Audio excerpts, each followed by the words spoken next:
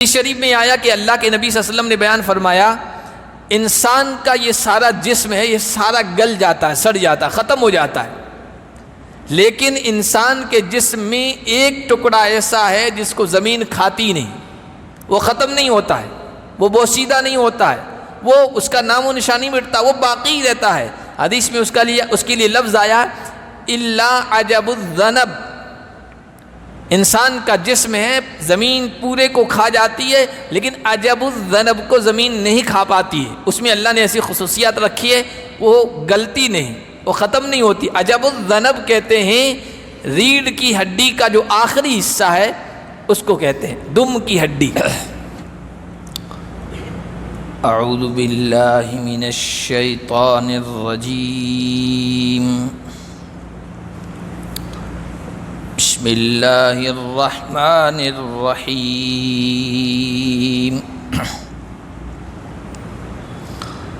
حامیم والکتاب المبین، انا جعلناہ قرآنا عربیا لعلکم تعقلون، وَإِنَّهُ فِي أُمِّ الْكِتَابِ لَدَيْنَا لَعَلِيٌّ حَكِيمٌ۔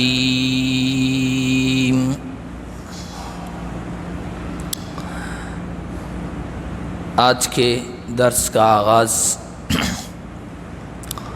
ہم اللہ کے فضل و کرم سے سورہ زخرف سے کر رہے۔ سورہ زخرف مکی صورت ہے، اور مکی صورتوں میں جو خاص باتیں اور مضامین بیان کیے جاتے ہیں، اللہ کی توحید، نبی کی نبوت اور رسالت، کتاب کی صداقت اور سچائی، آخرت کا بیان، یہ سب باتیں اس صورت میں بھی بیان کی گئی ہے۔ سب سے پہلے قرآن کریم کی سچائی اور اس کی چند خوبیوں کو بیان کیا گیا ہے، پھر اللہ نے اپنی توحید اور کائنات کے اندر پھیلی ہوئی اپنی قدرت کی نشانیوں کا ذکر کیا ہے، اس کے بعد اللہ کے نبی کی نبوت اور رسالت کو بیان کیا ہے۔ مکہ کے سردار چودھری یہ کہا کرتے تھے کہ اگر نبوت ملنی ہوتی تو مکہ کے کسی بڑے سردار یا طائف کے بڑے سردار کو ملتی، محمد کے پاس کیا ہے؟ نہ اپنی قوم میں چودراہٹ مقام و مرتبہ ہے، نہ مال و دولت ہے۔ اللہ تعالیٰ نے ان کے اس سوال اور اعتراض کا جواب دیا ہے، اور پھر حضرت موسیٰ اور فرعون کا واقعہ بیان کیا ہے، اور کہا ہے کہ اے مکہ کے لوگوں، جس طرح تم محمد کے پاس مال و دولت نہیں ہے اور قوم میں مقام و مرتبہ نہیں ہے تو تم کہتے ہو کہ ان کو کیوں نبوت ملی، ان کو حقیر سمجھ رہے ہو۔ موسیٰ کو بھی فرعون نے حقیر سمجھا تھا اور کہا تھا کہ میں ہوں بادشاہ یا یہ موسیٰ ہے جس کو صحیح طریقے سے بولنا بھی نہیں آتا ہے، میں بہتر ہوں یا یہ؟ نعوذ باللہ اس نے مہین کا لفظ کہا، بے عزت ذلیل آدمی۔ تو اللہ فرما رہے ہیں پھر فرعون کا کیا حشر ہوا وہ تم جانتے ہو، اگر تم بھی اسی طرح کے حشر اور انجام سے بچنا چاہتے ہو تو محمد کو کمتر نہ سمجھو، ان کی نبوت اور رسالت پر ایمان لے آؤ۔ حضرت عیسیٰ علیہ السلام کی ابدیت، بندگی اور اللہ کا بندہ ہونے کا ذکر کیا ہے۔ یہ چونکہ عیسائی شرک کیا کرتے تھے، مشرک بھی شرک کیا کرتے تھے، ان کا جواب ہے، اور اس کے بعد جنت کی نعمتوں کا تذکرہ اور اپنی قدرت اور توحید کا بیان کر کے اس صورت کو مکمل فرمایا ہے۔ زخرف اس صورت کے اندر ایک لفظ آ رہا ہے، ایک کلمہ 37ویں آیت میں، 35ویں آیت میں، تو اس کی وجہ سے اس صورت کا نام سورہ زخرف ہے۔ زخرف کہتے ہیں سونے کو، تو وہ وہاں جب تذکرہ آئے گا تو وہاں بیان کیا جائے گا، اس کی وجہ سے اس صورت کا نام سورہ زخرف ہے۔ یہ حوامیم میں سے ہے۔ حوامیم جو صورتیں حامیم سے شروع ہونے والی ہے ان کو کہا جاتا ہے، اور ان کی کیا فضیلت ہے وہ ہم شروع میں جب وہ پہلی صورت آئی تھی وہاں بیان کر چکے۔ والکتاب المبین، قسم ہے اس واضح کتاب کی۔ یہ قرآن کی 4 خوبیاں بیان کی گئی ہے۔ سب سے پہلی خوبی کہ یہ واضح ہے، قرآن کے اندر جو بات بیان کی گئی ہے بالکل صاف واضح انداز سے بیان کی گئی ہے۔ انا جعلناہ قرآنا عربیا، اور قرآن کو جو اتارا گیا ہے وہ عربی زبان میں۔ عربی زبان نبی پاک صلی اللہ علیہ وسلم کے تشریف لانے سے 2000 سال پہلے سے اس وقت کی ترقی یافتہ زبان سمجھی جاتی تھی۔ جس طرح آج انگلش ہے اور پوری دنیا میں اس کا دور دورہ ہے، جس ملک میں بھی جائیں اگر آپ انگلش جانتے ہیں تو آپ کو اجنبیت محسوس نہیں ہوگی، کوئی پریشانی نہیں ہوگی۔ عربی زبان کا بھی اسی طرح چلن تھا، اور اس وقت کی ادب کے اعتبار سے، لٹریچر کے اعتبار سے، فصاحت و بلاغت کے اعتبار سے سب سے ٹاپ درجے کی جو لینگویج تھی، زبان تھی، وہ عربی زبان تھی۔ تو اس وجہ سے اللہ تعالیٰ نے اس قرآن کو بھی عربی میں اتارا، اور پھر چونکہ سب سے پہلے جن پر قرآن اتر رہا تھا عرب کے لوگ تھے، انہی کی زبان میں اتارا جائے تو وہ اس میسیج کو، اللہ کے پیغام کو صحیح طریقے سے سمجھ سکیں گے۔ اس لیے اللہ فرمانے ہم نے اس قرآن کو عربی زبان میں بنایا ہے، عربی زبان میں اتارا ہے، لعلکم تعقلون، تاکہ تم اچھی طرح سے سمجھ سکو۔ تم اچھی طرح سے سمجھ جاؤ گے، اس سے اثر حاصل کرو گے، تو پھر دنیا کے کونے کونے تک اس پیغام کو پہنچانے کی کوشش کرو گے۔ وَإِنَّهُ فِي أُمِّ الْكِتَابِ لَدَيْنَا لَعَلِيٌّ حَكِيمٌ، قرآن کی تیسری خوبی یہ ہے کہ یہ اللہ کے یہاں لوح محفوظ میں، جس کو ام الکتاب کہا گیا، کتابوں کی ماں، ام الکتاب میں یعنی لوح محفوظ میں موجود ہے۔ لوح محفوظ میں بھی یہ محفوظ ہے، اور اس دنیا میں بھی اللہ تعالیٰ نے اس کی حفاظت کا انتظام کیا ہوا ہے۔ لوح محفوظ میں دوسری کتابیں بھی محفوظ ہیں، جیسے تورات ہے، زبور ہے، انجیل ہے، صحف ابراہیم ہے، صحف موسیٰ ہے، وہ بھی ایک زمانے میں اللہ کے اتارے ہوئے احکامات تھے، وہ بھی محفوظ ہیں۔ سب سے پہلے نمبر پر قرآن محفوظ ہے۔ تو قرآن کی تو یہ خوبی ہے کہ اس دنیا میں بھی محفوظ ہے، آخرت میں بھی محفوظ ہے، لوح محفوظ میں بھی۔ لیکن دوسری کتابیں اس دنیا میں محفوظ نہیں رہ سکی، ان کے ماننے والوں نے، ان پر ایمان لانے والوں نے خود ان کتابوں میں قطر بیونت کر دی، کچھ گھٹا دیا، کچھ بڑھا دیا، کچھ تحریف کر دی، تبدیلی کر دی۔ آج وہ اپنی اصلی شکل میں موجود نہیں ہے۔ آپ تورات کا کوئی نسخہ اٹھا لیجئے، اور پھر دوسری پریس سے چھپا ہوا کوئی دوسرا نسخہ اٹھائیے اور اس کا موازنہ کیجئے، کمپیریزن کیجئے، تو دو نسخوں میں نہ جانے کتنے فرق آپ کو نظر آئیں گے۔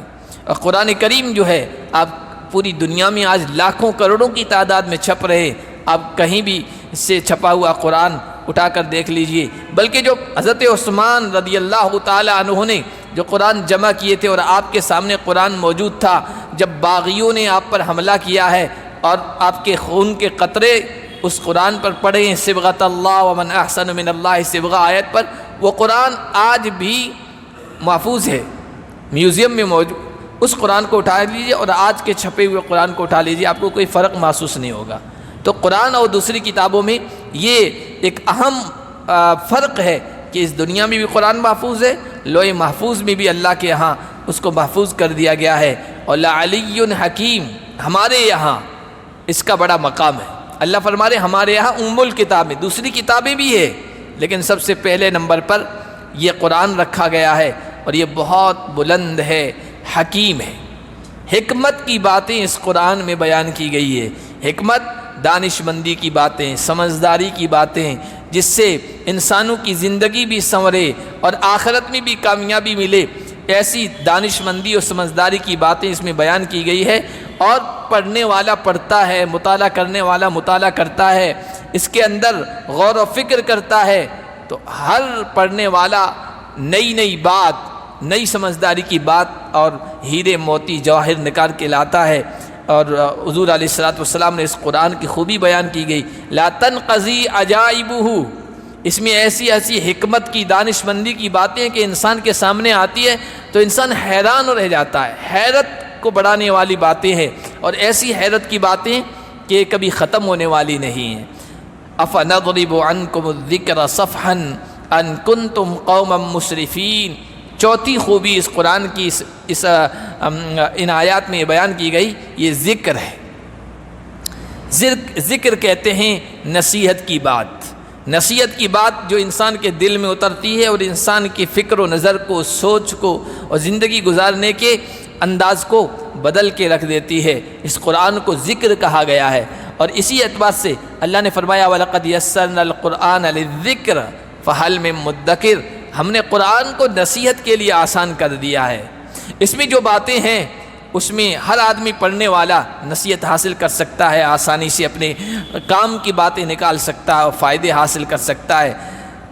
مکہ کے مشرکوں سے کہا جا رہا ہے کہ ہم قرآن اتار رہے ہیں اور قرآن کے اترنے کو، نازل ہونے کو تم ناپسند کرتے ہو، یہ قرآن نہ اترے، ہمارے سامنے اس کو بیان نہ کیا جائے، تم حد سے گزر رہے ہو، تجاوز کر رہے ہو، تو کیا ہم تم سے اس نصیحت کی بات کو، نصیحت کی کتاب کو لپیٹ کے رکھ دیں، ہم نہ اتاریں؟ عام طور پر ایسا ہوتا ہے کہ آپ کسی کو سمجھا رہے ہیں اور وہ نہیں سمجھتا ہے تو پھر آپ کہتے چھوڑو یار، کیا کرنا ہے اس سے، اپنا پیغام دینا چاہتے ہیں، سمجھانا چاہتے ہیں، سمجھانا بند کر دیتے ہیں۔ لیکن اللہ تو اپنی مخلوق پر بڑا شفیق رحیم ہے، بڑا شفقت کرنے والا ہے۔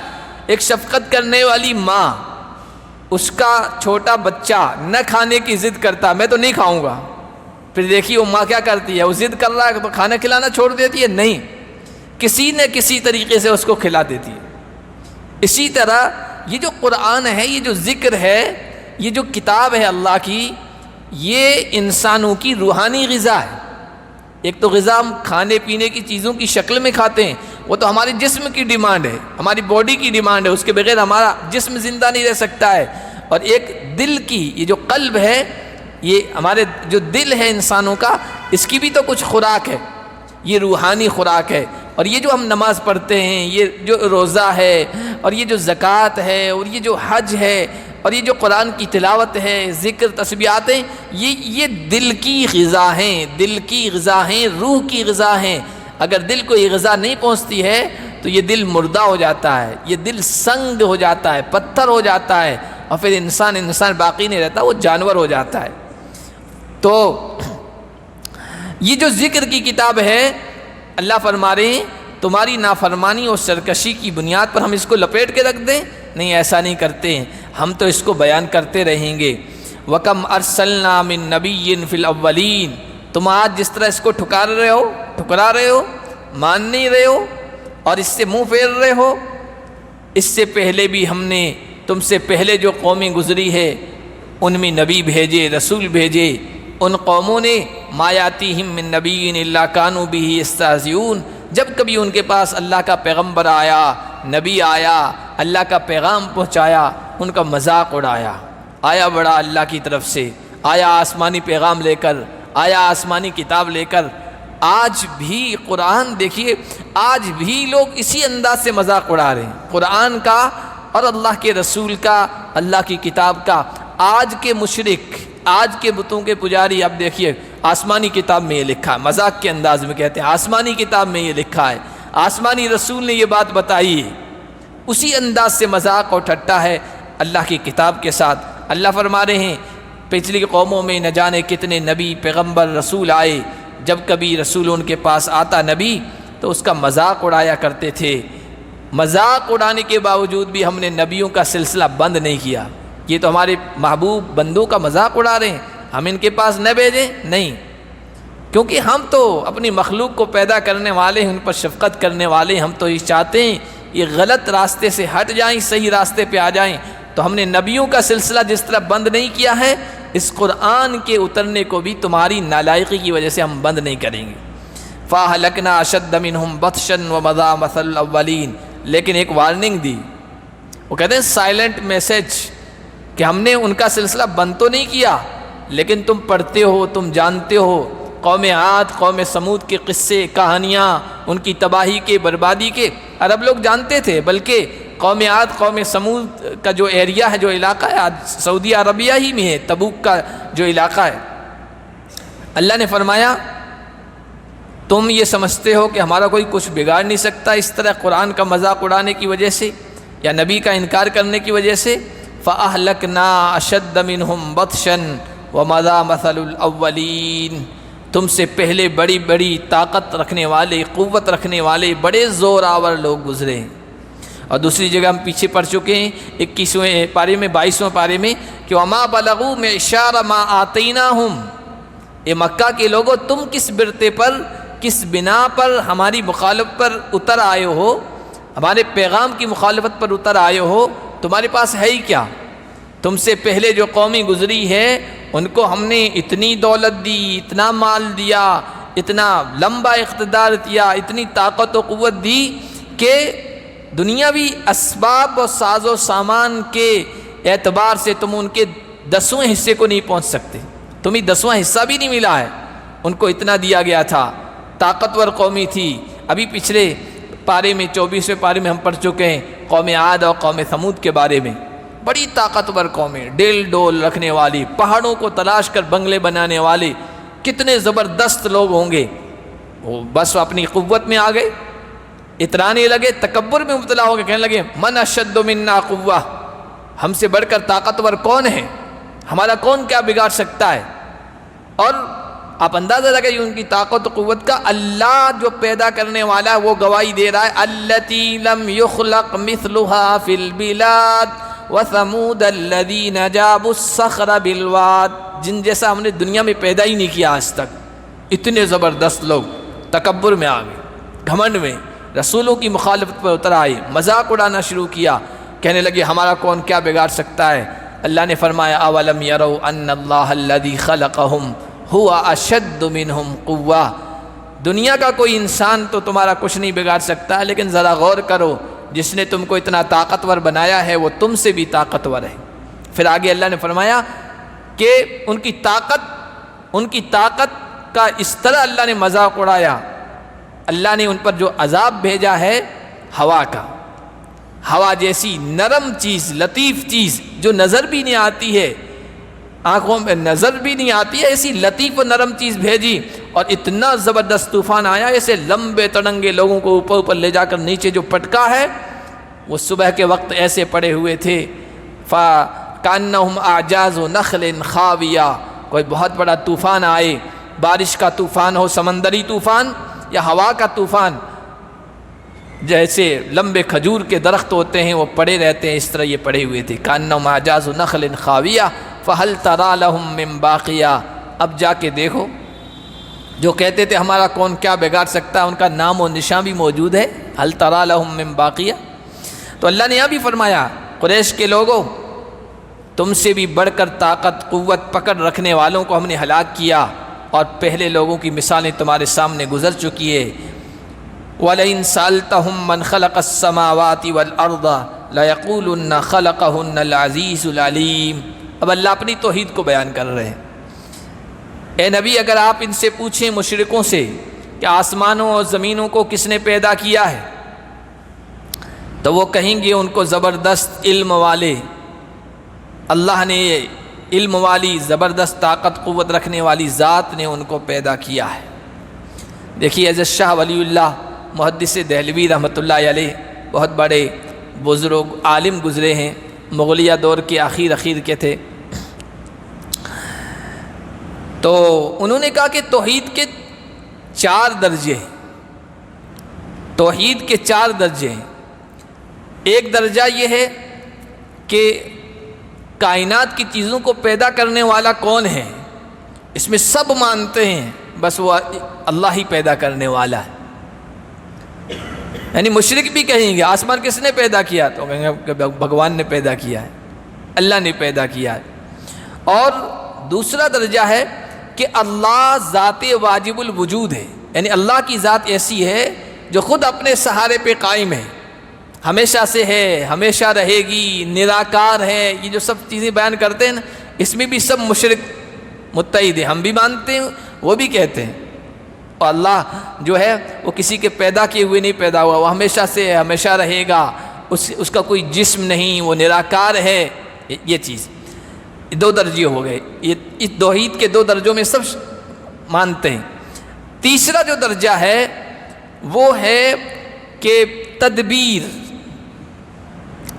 کا مطلب کائنات کا یہ جو نظام چل رہا ہے، کسی کو صحت مل رہی ہے، کوئی بیماری میں مبتلا ہے، کوئی لمبی زندگی سے نوازا جا رہا ہے، کوئی جوانی میں موت کا شکار ہو جاتا ہے، کسی کو رزق میں کشادگی دی جا رہی ہے، کسی کو تنگی کا سامنا کرنا پڑ رہا ہے، کسی کو اولاد پہ اولاد دی جا رہی ہے، کوئی ایک نرینہ اولاد سے محروم ہے۔ یہ سب چیزیں کائنات کی جو نظام ہے، جو سسٹم چل رہا ہے، یہاں آ کے لوگ پھنس جاتے ہیں شرک میں۔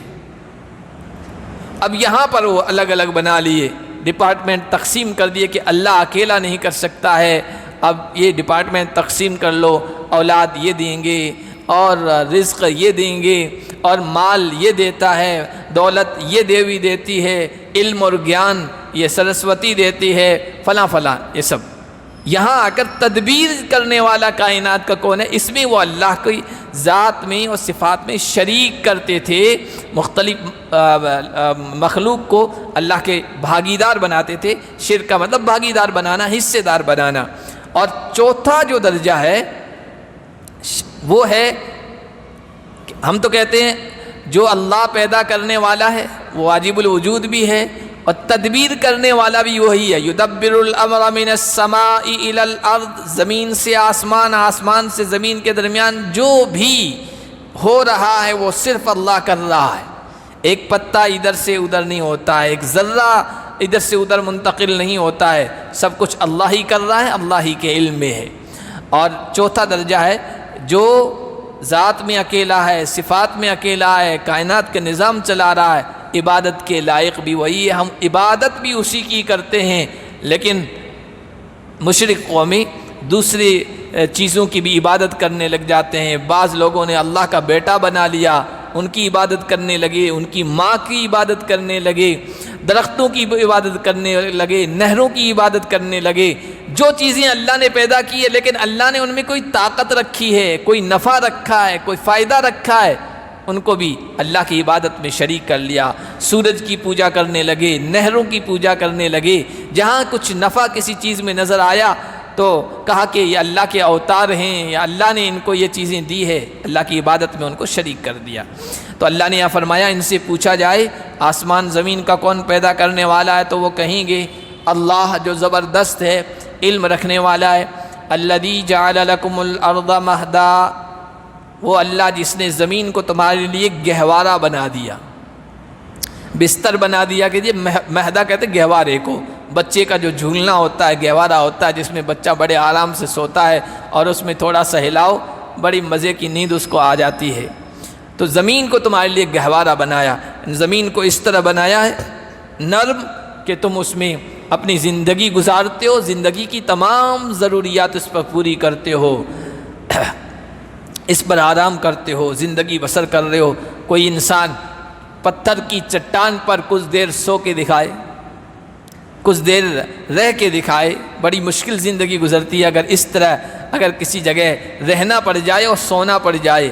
اللہ نے دھرتی کو اس طرح بنایا ہے گویا یہ گہوارہ ہے، انسانوں کی زندگی اچھی طرح سے بسر ہو رہی ہے۔ حالانکہ زمین سائنسداں کہتے ہیں گول ہے، گول چیز پر تو ٹکنا مشکل ہوتا ہے، گیند پہ کھڑا ہو کے دکھائیے آپ، لیکن اللہ تعالیٰ نے اس کو بنایا لمبا چوڑا، انسان اس پر بڑے مزے سے رہ رہا ہے، آ رہا ہے، جا رہا ہے، اپنی ضرورتیں پوری کر رہا ہے، اس کو محسوس نہیں ہوتا ہے، اس طرح محسوس نہیں ہوتا جس طرح گول گنبد پر جس طرح اگر چونٹی چلتی ہے اس کو پتہ نہیں چلتا کہ یہ گول ہے کہ چپیٹ ہے، انسانوں کو بھی محسوس نہیں ہو رہا ہے، اس گول زمین پر اپنی ساری ضروریات پوری کر رہے ہیں۔ وَجَعَلَ لَكُمْ فِيهَا سُبُلًا، اور اس زمین میں دھرتی میں اللہ تعالیٰ نے راستے بنائے، راستے بنائے، نشانات بنائے، راستوں کے ذریعے سے انسان ایک جگہ سے دوسری جگہ جاتا ہے، لعلکم تہتدون، تاکہ تم راستہ پا جاؤ۔ کہیں زمین پر پہاڑ ہیں، کہیں درخت ہیں، کہیں زمین اوپر ہے، کہیں زمین نیچے ہے، کہیں کھائیاں ہیں، کہیں وادیاں ہیں، کہیں صحرا ہے، کہیں جنگل اور پہاڑوں کا راج ہے۔ اس کے ذریعے سے انسان راستہ پہچانتا ہے۔ اگر اللہ تبارک و تعالی سمندر کی طرح، پانی کی طرح زمین کو ہموار کر دیتا، نہ پہاڑ، نہ درخت، نہ کوئی نشان، انسانوں کے لیے کتنا مشکل ہو جاتا۔ تو اللہ نے راستے بھی بنائی، بنائی، پہچان کی چیزیں رکھی تاکہ انسان راستہ پا جائیں۔ والذی نزل من السماء ماء بقدر، اور اللہ وہ ہے جس نے آسمان سے پانی اتارا ایک اندازے سے، نہ اتنا زیادہ کم کہ انسانوں کے لیے ناکافی ہو جائے، اتنا کم بھی نہیں۔ کبھی کبھی اللہ دکھاتا ہے کہ دیکھو اتنا کم ہم اتار دیں تو تمہاری زندگی کتنی مشکل ہو جائے۔ اب دیکھیے آپ، اس مرتبہ پہلے تو بہت بارش ہوئی، کسانوں نے ہل جوت لیا اور خوب جوتے کے وقت سے پہلے بارش ہوئی ہے اور بہت زیادہ ہوگی، لیکن اس کے بعد بالکل بارش نہیں ہوئی۔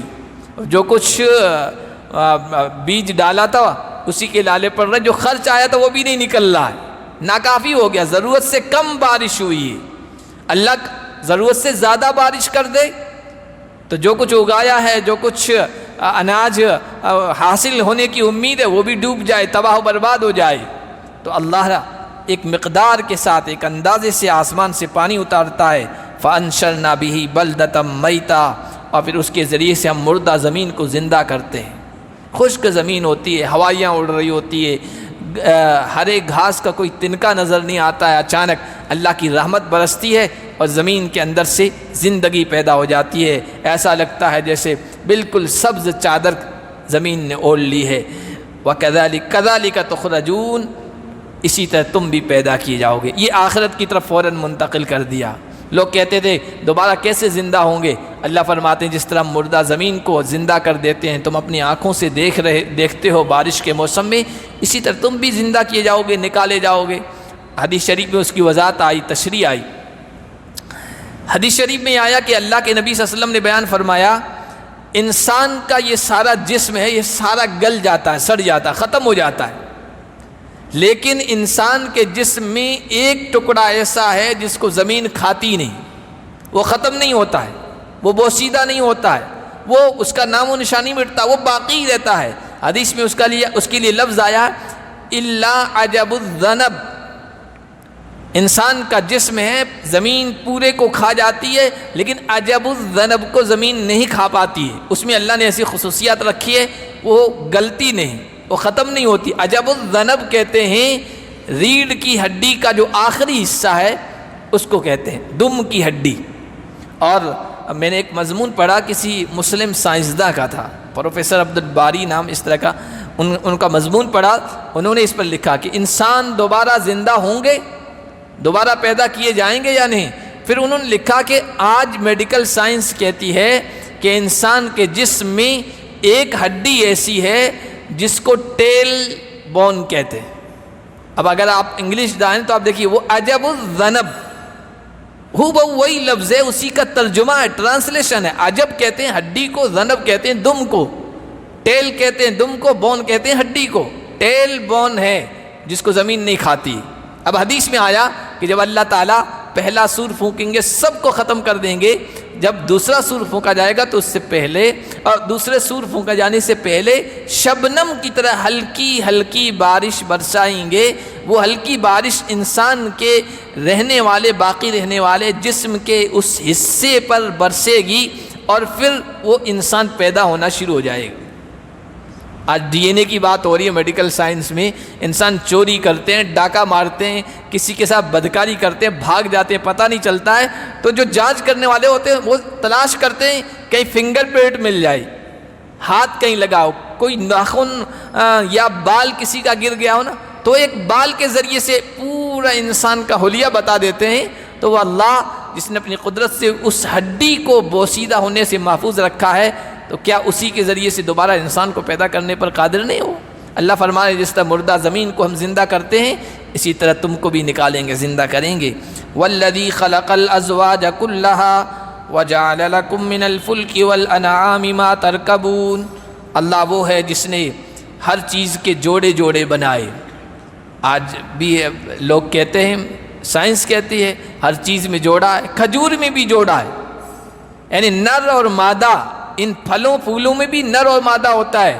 بعض درخت ایسے ہوتے ہیں ان میں پھل نہیں لگتا ہے، اللہ نے اس کا سسٹم ایسا کر دیا ہے کہ یہ جو کیڑے مکوڑے یہ اڑنے والی چیزیں ہوتی ہیں نا، شہد کی مکھی وغیرہ، وہ ایک درخت پہ بیٹھتی ہیں، وہاں سے اڑ کے دوسرے درخت پہ پودے پہ بیٹھتی ہیں، تو وہاں کی جو چیزیں ہیں وہ ادھر منتقل کر دیتی ہے۔ پودوں میں سے ایک نر ہے ایک مادہ ہے، اب دونوں کیسے ملیں تو ان میں پھل یا پھول پیدا ہو؟ وہ دور دور ہیں، تو یہ مکھیوں کے ذریعے سے اڑنے والے ان چیزوں اور مخلوق کے ذریعے سے اللہ وہ نر و مادے کی صفت کو ایک دوسرے سے منتقل کر دیتے ہیں، گویا ملاپ کروا دیتے ہیں، پھر ان کے اندر پھل اگاتے ہیں یا پھول اگاتے ہیں یا وہ ہرے بھرے ہونا شروع ہو جاتے ہیں۔ کھجور کے اندر تو باقاعدہ آج بھی ہو رہا ہے، نر اور مادہ دو طرح کی کھجوریں ہیں، جب تک ان کی وہ چیزیں لے کر ایک دوسرے کے اوپر نہ چھڑکی جائے تب تک ان میں کھجوریں نہیں ہوتی ہے۔